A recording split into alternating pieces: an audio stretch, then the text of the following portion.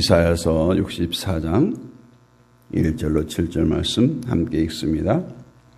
원하건대 주는 하늘을 가르고 강림하시고 주 앞에서 산들이 진동하기를 불이 섭을 사르며 불이 물을 끓임 같게 하사 주의 원수들이 주의 이름을 알게 하시며 이방 나라들로 주 앞에서 떨게 하옵소서. 주께서 강림하사 우리가 생각하지 못한 두려운 일을 행하시던 그때에 산들이 주 앞에서 진동하였사오니 주 외에는 자기를 앙망하는 자를 위하여 이런 일을 행한 신을 입도 들은 자도 없고 귀로 들은 자도 없고 눈으로 본 자도 없었나이다. 주께서 기쁘게 공의를 행하는 자와 주의 길에서 주를 기억하는 자를 선대하시거늘 우리가 범죄함으로 주께서 진노하셨사오며 이 현상이 이미 오래되었사오니 우리가 어찌 구원을 얻을 수 있으리까?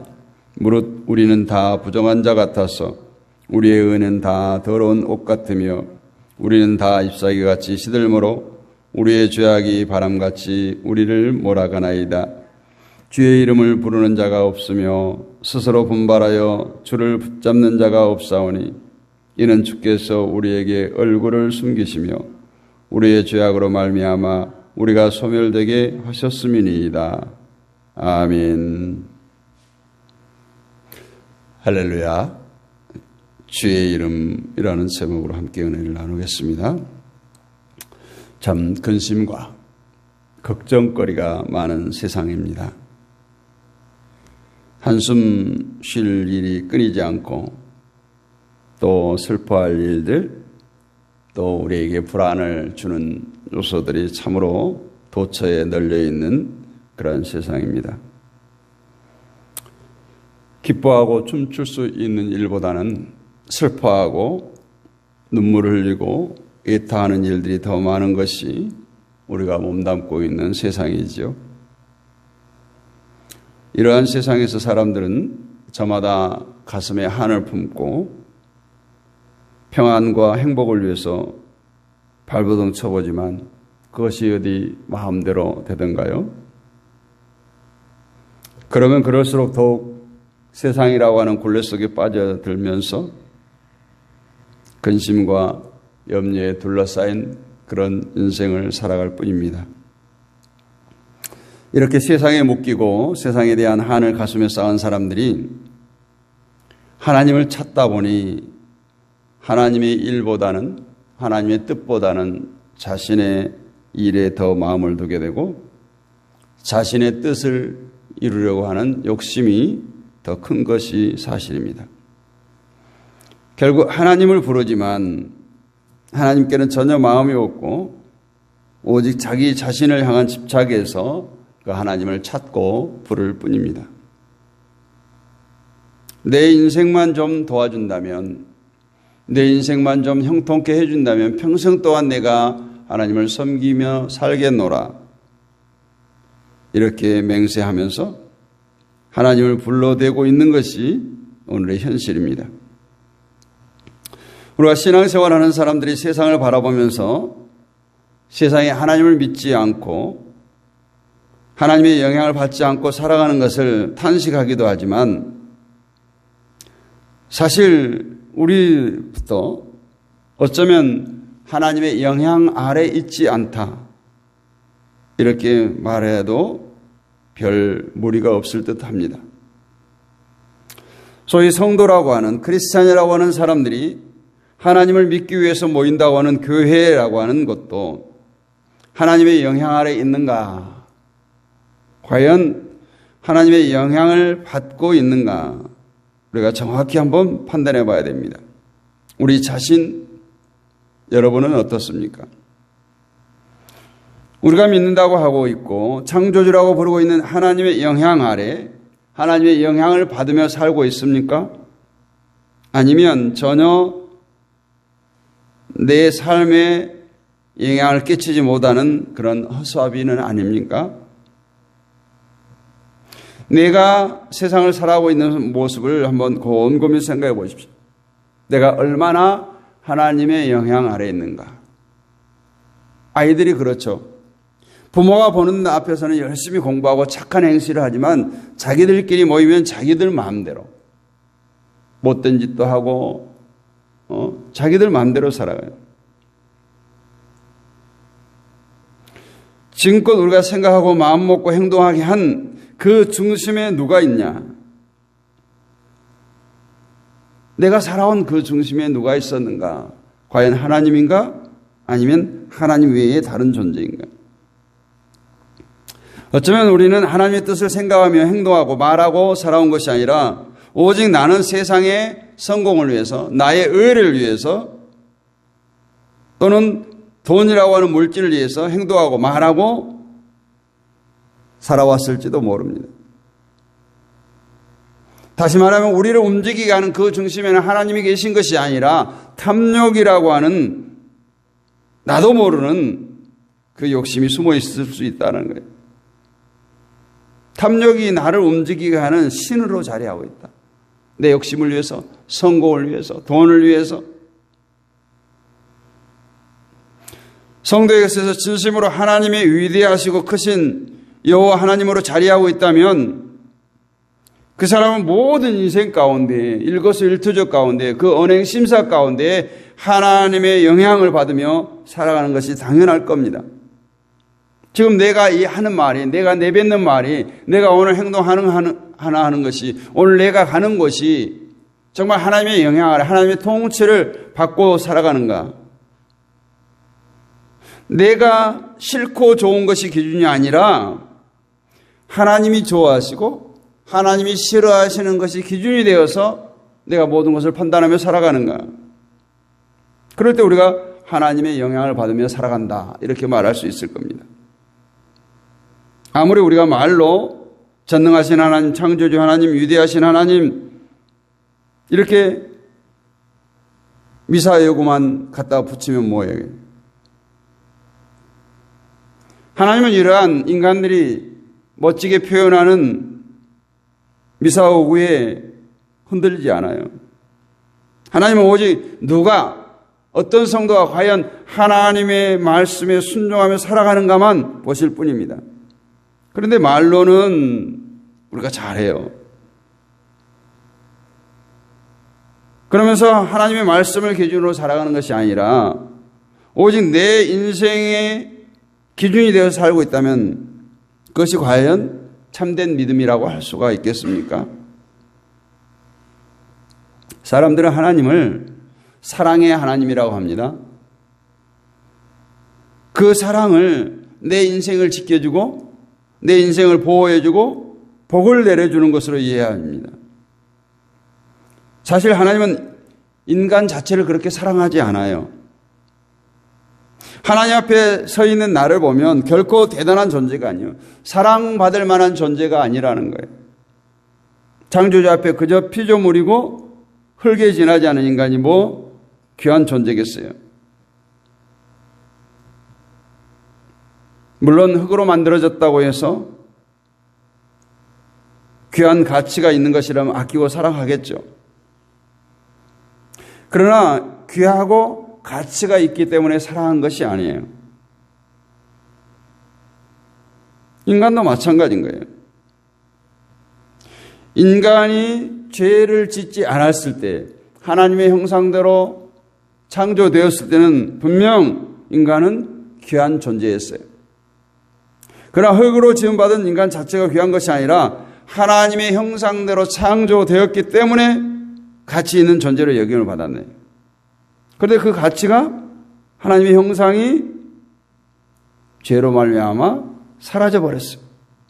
이제는 하나님의 형상으로 창조된 피조물이 아니라 단지 흙으로 빚은, 흙으로 돌아갈 존재에 지나지 않는다. 이것이 인간이에요. 따라서 오늘 우리가 생각해야 할 것은 창조주 하나님에 비하면 우리는 먼지 같은 존재라는 거예요. 크게 생각하지 말라는 거예요. 그래서 성경은 먼지요, 안개요, 풀의 꽃과 같다. 이러한 존재가 지금 하나님의 은혜로 숨을 쉬며 살아가고 있다라는 겁니다. 그런데도 불구하고 사람들은 인간이란 존재를 크게 보려고 합니다. 자신을 바라볼 때 크게 바라봅니다. 그렇기 때문에 자연히 근심, 걱정, 염려가 함께 커지는 거예요. 예를 들어서 우리가 몸이 아파서 병원에 갔을 때 이게 큰 병으로 진단이 나오면 어떡하지? 걱정에 빠집니다. 나는 병에 걸리면 안 된다는 생각이 있죠. 그러나 죄인이 죽는 것은 당연하고 병 걸리는 것은 어찌 보면 당연한 겁니다. 우리가 어떤 병에 걸리면 죄인인 제가 병에 걸리지 않고 지금껏 건강하게 살아온 것, 건강하게 지내온 것이 모두가 하나님의 크신 은혜입니다. 이것을 알고 고백할 수 있어야 돼요. 죄인이 병을 앓는 것은 당연한 거죠. 그런데 그렇지 않습니다. 나는 건강해야 돼. 나는 아프지 않아야 돼. 그러니 자연히 병에 대한 근심, 걱정이 커질 수밖에 없어요. 그런데 사람들은 한결같이 자신을 작게 보는 것이 아니라 자신을 크게 봅니다. 어쩌면 하나님보다 더 크게 봅니다. 그 이유는 하나님을 믿지 않기 때문이에요. 하나님은 크신 분이시고 세상 모든 것을 주관하시는 창조주시라는 것을 믿지 않거나 순간순간 망각하기 때문에 자신을 먼지 같은 존재로 보지 않습니다.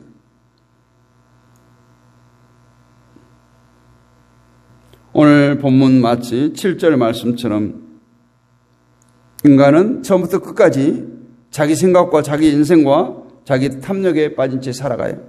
그러다 보니 주의 이름을 부른 자가 없고 스스로 분발하여 주를 붙잡는 자가 없다라고 말씀합니다. 주의 이름을 부르고 주를 붙잡으려고 하는 것이 아니라 자신이 원하는 것을 붙잡기 위해 삶에 치우치고 지쳐있다라는 거예요. 하나님 역시 자신이 생각하고 자신이 원하는 하나님으로 붙잡으려고 하고 할 뿐이지 결국 말씀으로 나타난 하나님이 아닌 거예요. 물론 여러분은 여러분이 부르고 있고 붙잡고자 하는 하나님은 분명 성경에 계시된 참된 하나님이라 생각할 수 있습니다. 내가 찾는 하나님은 절대로 엉터리 신도 아니고 우상도 아니다. 나는 예수님이 이 땅에 보내신 그분을 부르고 있고 그분을 의지하고 있다. 이렇게 스스로 생각합니다. 물론 여러분 생각을 부정하고 나서는 건 아닙니다. 다만 우리가 섣불리 자신의 믿음에 대해서 안심하지 말라는 거예요. 스스로 인정하지 말고 다시금 말씀을 통해서 점검하자는 겁니다. 나는 과연 참된 여호와 하나님을 부르고 있는가? 오늘 본문을 통해서 생각해 볼 수 있습니다. 본문에 보면 주의 이름이라는 말이 2번 등장합니다. 2절에서 주의 대적으로 주의 이름을 알게 하시며 7절에서 주의 이름을 부른 자가 없고 이렇게 2번 나와요. 이 말을 이해하기 위해서 먼저 주의 이름에 대한 이해가 필요하겠죠. 주의 이름이 무슨 뜻인지를 안다면 주의 이름을 부른 자가 없다는 말이나 주의 이름을 안다는 뜻이 무엇인지를 알게 되겠죠. 먼저 우리가 이해할 것은 주의 이름을 부른다는 것이 단지 예수라는 이름을 불러주는 것이 아니라는 거예요. 우리가 주의 이름을 부른다는 것을 예수 이름을 불러주는 것으로 이해하는데 만약 그렇게 될 때 사도행전에서 누구든지 주의 이름을 부르는 자는 구원을 얻으리라는 말씀에서 우리가 예수 부르면 구원을 얻는 것이 되는 거예요. 그러나 생각은 정말 이러한 생각은 위험해요. 기독교에서 우리가 신앙생활을 하면서 특정 단어를 외친다고 해서 구원을 받는다? 이거는 위험하죠.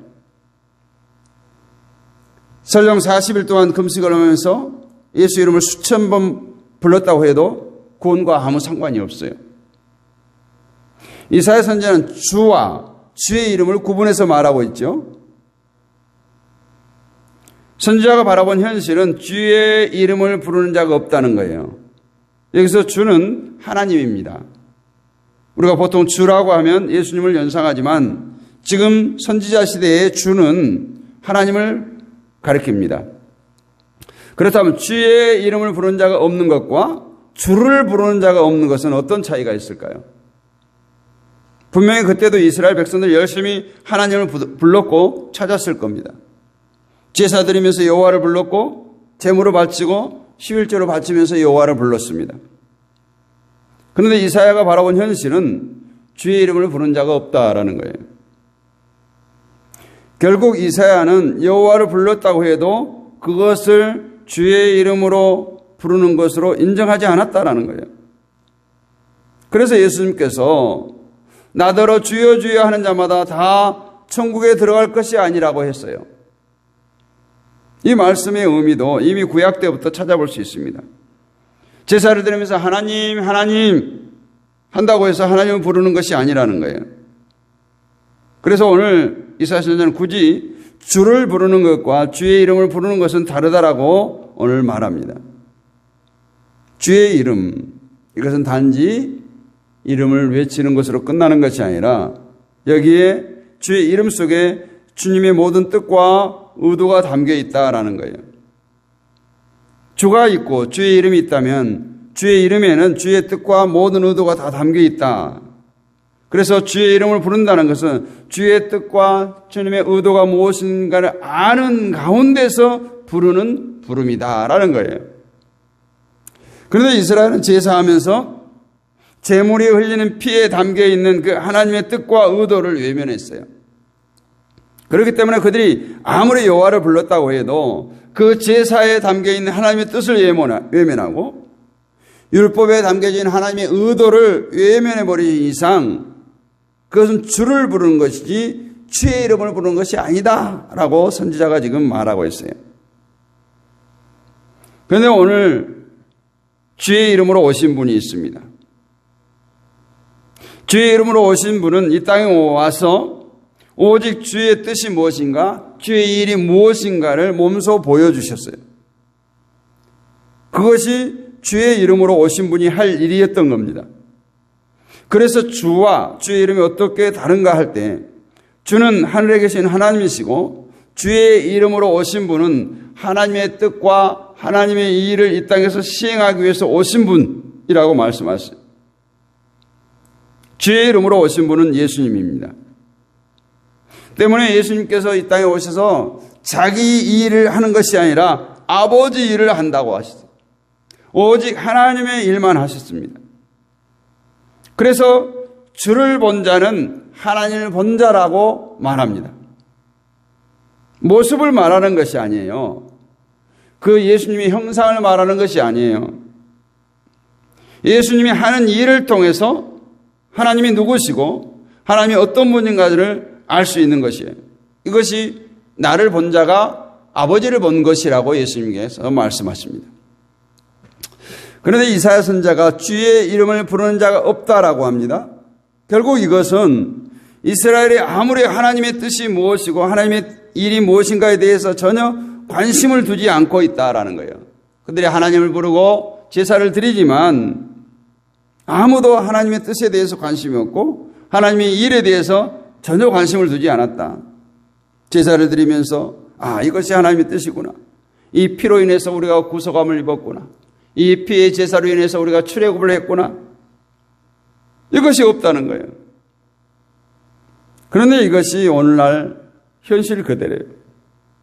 우리가 예배를 드리지만 그리고 하나님 예수 이름을 수없이 부르고 있지만 주의 이름이 불려지지 않고 주의 이름이 능력이 나타나지 않고 있다는 거예요. 그냥 예배하고 기도하고 성경 보는 것을 하나님의 뜻으로 하나님의 일로 여겨버립니다. 그러나 하나님의 뜻은 인간이 생각하고 있는 그런 일들이 아니에요. 하나님의 뜻이 무엇이고 하나님의 일이 무엇인가 하는 것은 주의 이름으로 오신 예수님께서 이 땅에서 무슨 일을 하셨는가를 보면 됩니다.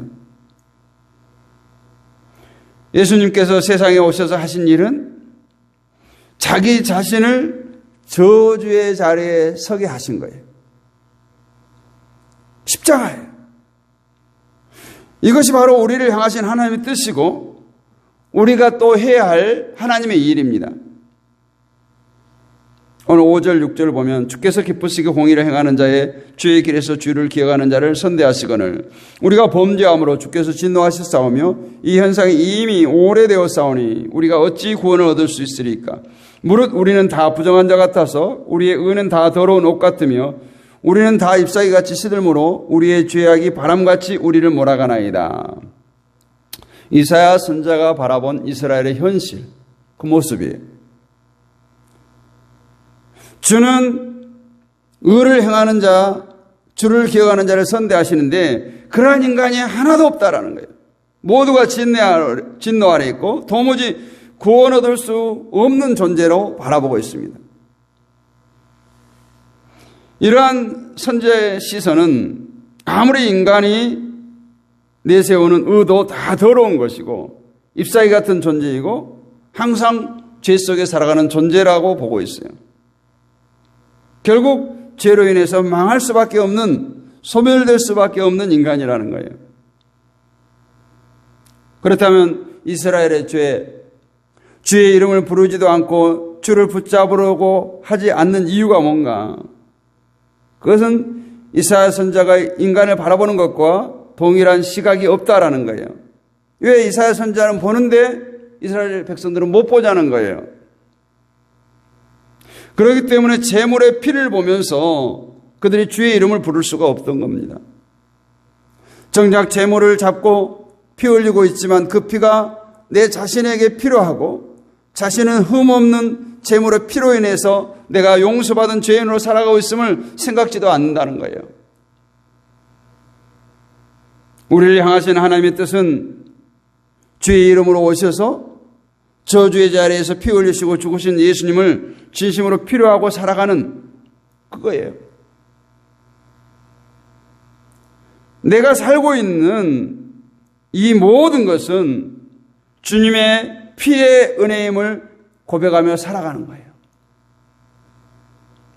이러한 성도의 가장 귀한 것은 오직 그리스도의 보혈밖에 없을 겁니다. 그리고 이사야 선지자가 인간을 바라본 것 같이 우리도 우리 자신을 부정한 자로 나의 모든 의는 다 더러운 것으로 나의 쇠폐한 잎사귀에 지나지 않은 존재로 나는 죄악으로 구원받는 인간이 될 수 없고 소멸될 수밖에 없는 존재로 바라보게 될 때 비로소 그 저주의 자리에서 피 흘리시는 예수님이 내 인생의 전부로 다가오게 되는 거예요. 이것이 바로 하나님의 뜻이고 하나님의 일입니다. 그렇다면 여러분은 주를 부르고 있습니까? 아니면 주의 이름을 부르고 있습니까? 구원을 얻는 자는 주의 이름을 부르는 자예요. 그냥 입술로만 소리로만 내는 것이 아니라 자신을 높게 보지 말고 오직 예수를 크게 보는 거예요. 자신을 부정한 자로, 더러운 자로 예수 그리스도의 보혈의 공로가 아니면 도저히 구원받을 수 없는 그러한 시각으로 보는 거예요. 이것이 우리들의 마음을 들여다볼 때 자연히 깨달을 수가 있어요. 우리의 마음은 온갖 죄로 더러워진 죄로 가득한 온상이에요. 그럴 때 우리는 나 자신을 작은 자로 바라볼 수 있어요. 그런 마음에서 우리가 저주의 자리에서 피 흘리신 주의 이름을 부르게 될 것입니다. 오늘 또 주의 이름을 부르는 자는 구원을 얻으리라고 했사온데 정말 주의 이름을 부르는 가운데 소리로 메아리가 아닌 정말 예수께서 나를 위해서 주의 보혈을 흘렸음을 고백하며 사는 저와 여러분이 되시기를 원합니다. 그리고 하나님의 뜻, 하나님의 일이 무엇이었는가 그 뜻을 이루기 위해서 주의 이름으로 오신 그 예수님을 바라보고 예수님을 닮아가고 예수 그리스도의 제자로서 나를 볼 때 스승인 예수가 우리의 삶 가운데 드러날 수 있는 저와 여러분이 될 수 있기를 주님의 이름으로 축복합니다. 은혜가 풍성하신 아버지 하나님 감사합니다. 주의 이름을 부르는 자는 구원을 얻으리라고 했습니다. 나더러 주여 주여 하는 자마다 구원을 얻을 것이 아니라고 합니다. 아버지 정말 오늘 우리가 주의 이름을 부를 때에 정말 죄악으로 죽을 수밖에 없는 우리 인생을 예수님께서 십자가를 지심으로 이 땅에 오셨고 그 피의 은혜 때문에 내가 오늘 살고 있음을 고백합니다. 오늘 또 우리 자신을 부정한 자로 예수 그리스도의 의의가 아니면 보혈의 공로가 아니면 도저히 살 수 없는 쇠폐한 잎사귀에 지나지 않는 먼지에 지나지 않는 소멸될 수밖에 없는 망할 수밖에 없는 우리 가운데 오신 예수님, 내 인생의 전부로 다가오신 그 예수님을 우리가 영접하게 하시고 그것이 바로 하나님의 뜻이며 하나님의 이 이름을 깨닫게 하시고 날마다 주의 이름을 부르며 주의 이름을 전파하며 예수 그리스도의 향기를 날리며 살아가는 우리 모두가 되게 하옵소서. 오늘 또 깨어 기도하는 주의 백성들 가운데 함께 하시고 저들을 한 사람 한 사람 기억하여 주시고 찾아가 주시고 만나 주시고 만져 주시옵소서. 위로하여 주옵소서. 치료하여 주옵소서.